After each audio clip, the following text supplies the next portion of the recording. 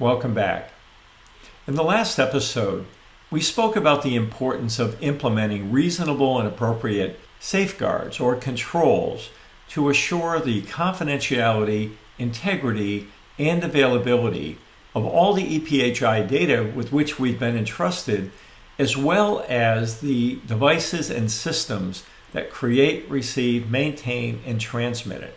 In this episode number 12, we're going to be speaking about how one goes about choosing the right and reasonable and appropriate controls to implement. We'll do that by discussing three various assessments that you should undertake to get a good understanding of your current state of the union so you can make the most informed decisions. We will specifically be talking about conducting compliance gap assessment, technical testing, as well as a risk analysis. The bottom line up front is that this session is all about helping you make your enterprise cyber risk management program risk-based rather than a controls checklist-based program. Before we dive in, as a quick reminder, we're at episode number 12.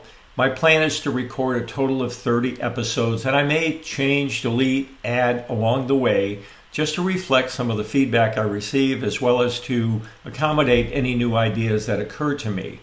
As a reminder, all of the episodes will be posted on this YouTube channel. If you've not already done so, you may wish to subscribe so that you're notified of new episodes when they're posted.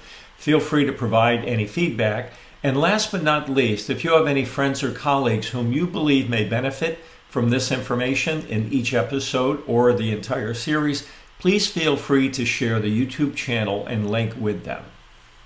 In case you're not aware, all three of the assessments about which we're going to speak today are required in the HIPAA security rule.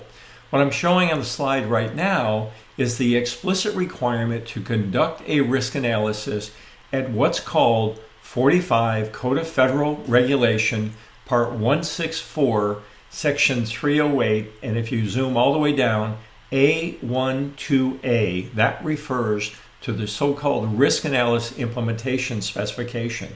If you've not seen it before, let's take a moment. I'll just read through it quickly. Conduct an accurate and thorough assessment of the potential risk and vulnerabilities to the confidentiality, integrity, and availability of electronic protected health information held by the covered entity or business associate. So that's number one, the risk analysis. Secondarily, there's a requirement to perform a so-called technical evaluation. And number three, a requirement to conduct a so-called non-technical evaluation. When you see the phrase technical evaluation, think about technical testing, which we'll get into in a moment.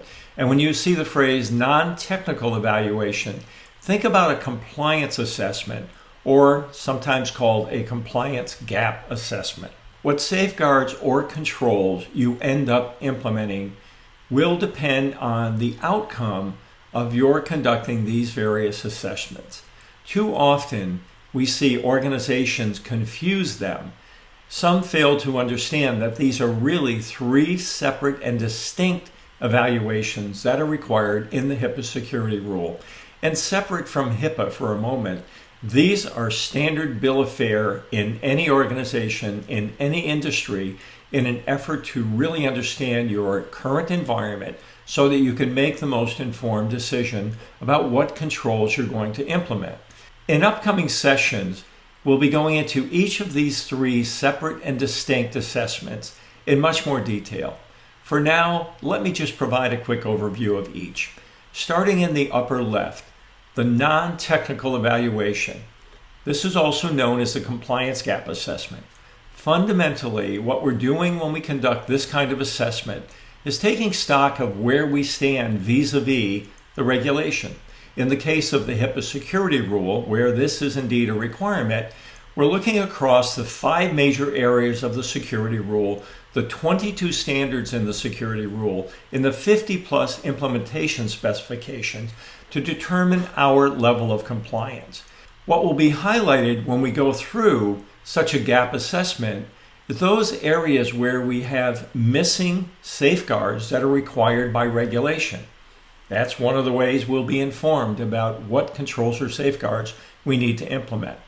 Moving down to the lower left, the second evaluation is the so-called technical evaluation, also known as technical testing. The fundamental purpose of technical testing is to evaluate how our current controls are functioning.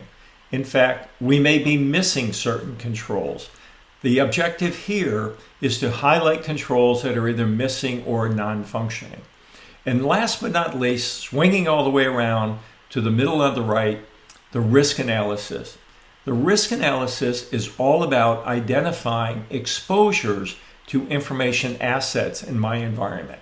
As a risk analyst, I look at it from the perspective of what are all my information assets and what are all the possible ways in which they can be compromised. Compromised in the sense of confidentiality, integrity, and availability.